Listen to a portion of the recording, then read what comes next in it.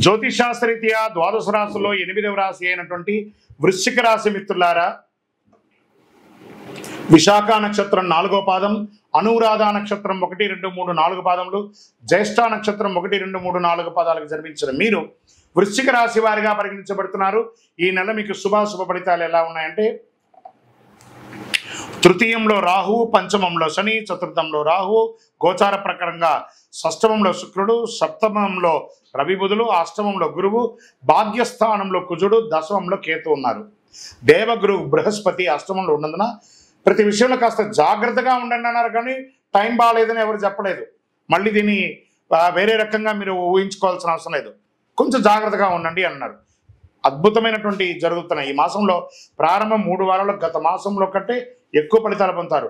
Court వివాదాలు తగవులు పరిష్కారం అవుతాయి. ఉద్యోగంలో అద్భుతమైనటువంటి మార్పులు చేర్పులు ఉంటాయి. నూతన బాధ్యతలు తీసుకుంటారు. నిరుద్యోగులకి సొంత ఊరిలోనే ఉద్యోగం లభించే అవకాశాలు ఉన్నాయి.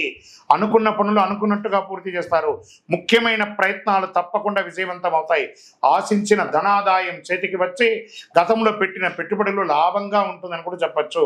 ఆర్థిక లక్ష్యాలు చివరి నిమిషంలో పూర్తి చేసుకొని ఏమైనా లోన్స్ రావాలనుకున్నా, లేదా చిట్ ఫండ్స్లో రావాలనుకున్నా, లేదా ఆస్తిపాస్తుల మీద డబ్బులు రావాలన్నా అవన్నీ కూడా వచ్చే అవకాశాలు ఈ నెల చాలా ఉన్నాయి.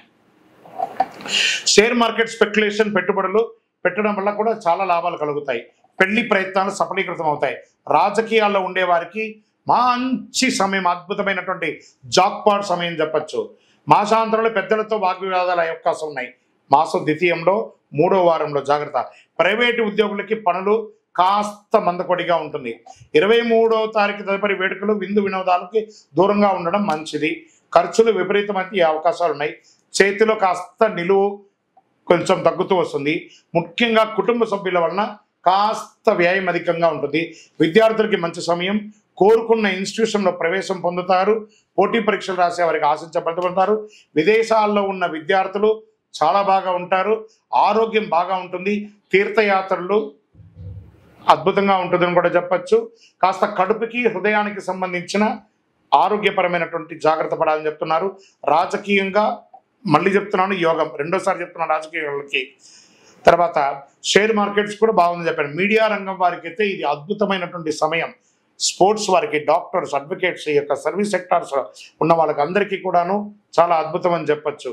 అదృష్టమైనటువంటి రోజులు ఈ నెల 2, 5, 7, 10, 13. అదృష్ట సంఖ్యలు 2, 6. చంద్రాష్టమం జూన్ 24వ తారీఖున 11:45 రాత్రి నుండి 27వ తారీఖున 1:40 మిడ్-నైట్ ఆ సమయం వరకు చంద్రాష్టమం ఉంటుంది. ఈ 2.5 రోజులు చాలా జాగ్రత్తగా ఉండండి. వాహనం నడిపేటప్పుడు జాగ్రత్త. దీనికి ఏమైనా పరిహారం ఉందా అనుకుంటే కాలభైరవాష్టకం చేయండి. కాలభైరవ క్షేత్రానికి వెళ్ళండి. సుబ్రహ్మణ్య స్వామి వారిని ప్రార్థన చేయండి. శివాలయానికి వెళ్ళి చక్కగా ప్రదక్షిణం చేయండి. మీ ఇంటి ఇలవేలుపుకి మీ వయస్సు ఎంత ఉందో అన్ని దీపాలు వెలిగించండి. ఇంకను 48 రోజులు పూజ చేసినటువంటి అతి శక్తివంతమైనటువంటి కరుంగాళి మాలను ధరించండి. ఆరోగ్యంగా ఉండండి, ఐశ్వర్యంగా ఉండండి, సంతోషంగా ఉండండి. విజయోస్తు.